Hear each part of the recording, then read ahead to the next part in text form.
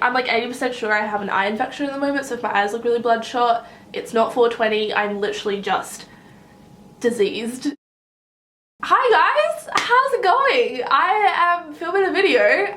This is a great intro, great start. Today I'm filming a Q&A video. I haven't done an Ask Ella in what feels like forever, so I'm super excited, super pumped, and I'm gonna get straight into it. First question comes from Jess, and she asks, does home feel any different after being away for so long, or is it like you never left? So if you guys didn't know, and you couldn't already tell by the change in background, which I apologize, I'm still figuring this out. I am back in Australia after spending almost a year living abroad in Canada, and I can quite honestly say it really does feel like I never left. Sometimes I just sit there, I'm like, did last year even happen, or was that a dream? Like, it's so surreal. Next question comes from Ellie Gagan, and she asks, how do you stay positive? Love you. I love you too. Good question. I don't know really. I think it has a lot to do with, this is gonna sound so cheesy and cliche, the quote or like the motto that I live by, and I literally say this almost on an everyday basis, whether it's to myself or to people around me, and that is, everything happens for a reason. No matter how sucky a situation may be, I take great comfort in knowing that at some point, whether it's tomorrow, next week, a month, maybe even a year from now, I will be able to look back and be like, well,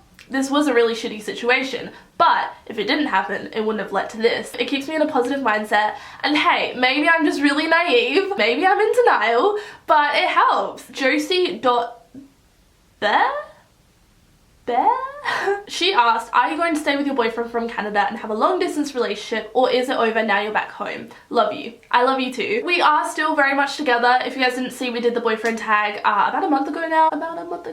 It was a month ago. We basically came to the realization pretty early on in our relationship that we really only have two options. We either break up, go our separate ways, or we try long distance and we try and make it work. I like to give things a go, and I know if we didn't, I would always look back and be like, what if? Like, what if we had tried to make it work, and what if we'd actually been able to? You never know until you try, and what's the worst that can happen? We break up? Well, that's our only other option, really. So yeah, we are in a long distance relationship. I feel like there's a really bad stigma behind LDR, look at me. Already in with the crowd, the crew. I'm part of like an exclusive club. Who am I? I actually found an article about long distance relationships, and statistics show that there is no increase in cheating or breakups because of distance, which I thought was just, it definitely has its challenges. I definitely miss him a lot, but it's just something that we have to do until we can close that distance one day soon, hopefully. I miss my mate. So yeah, that is the answer to your question. We are still together, just really far apart. Hello over there, can you hear me?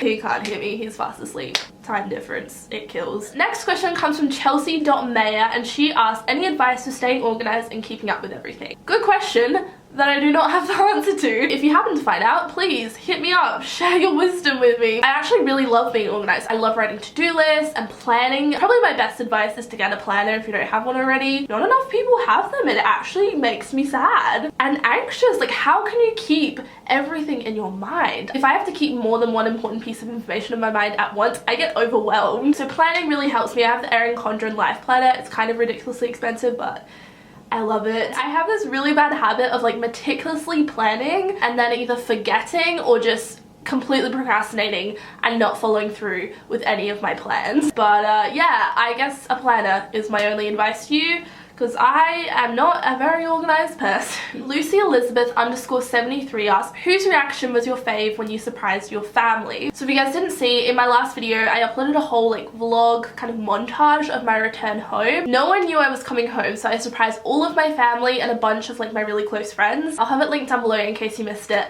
But my favorite reaction, I don't know, everyone reacted so individually. Probably one of my faves was my dad's reaction. I just love it when guys show emotion. I love seeing guys, okay, that sounds really psychotic. I love seeing guys cry, okay. Oh my god, I sound insane. That was a very seal the deal kind of moment. Like, my dad actually loves me. Oh my god, who knew? The next two questions come from Hannah.Quarden, and she asks, do you think you'll be moving back to Canada, and what are you studying at uni? I start my first year of university next week, and I will be getting my Bachelor of Communication and Professional Writing. And do I think I'll be moving back to Canada?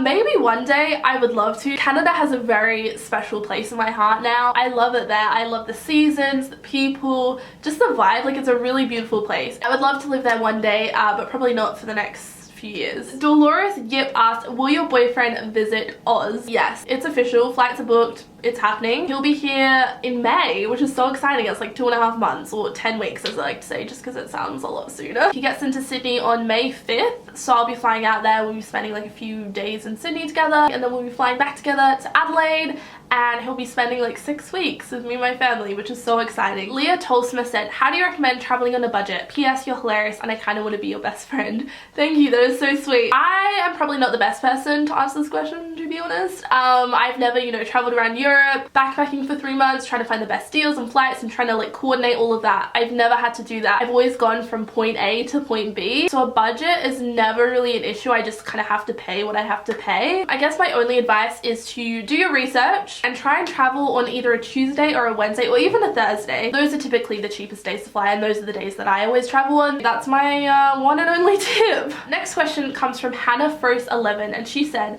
I'm not sure whether I want to take a gap year or not. What made you want to take one? I didn't even know what I wanted to study, which I think is what led me to make that decision. I just wanted a year off just to find myself, discover what I want in this life, and I still really don't know. I have no idea, but I have a lot better of an idea. Last question comes from Casey Bennett 23, and she asked, what experience did you get from Canada? I got a lot of experiences from my time in Canada. I learned a lot about myself and the direction that I want to take in life, but I think the biggest thing that I took away from it is confidence. I've always been a pretty confident person, but it like solidified that. I was just pushed so far out of my comfort zone that I feel like nothing can really scare me anymore. Like starting uni, for example, I feel like that's something you would typically get kind of nervous, somewhat anxious for, and I am just...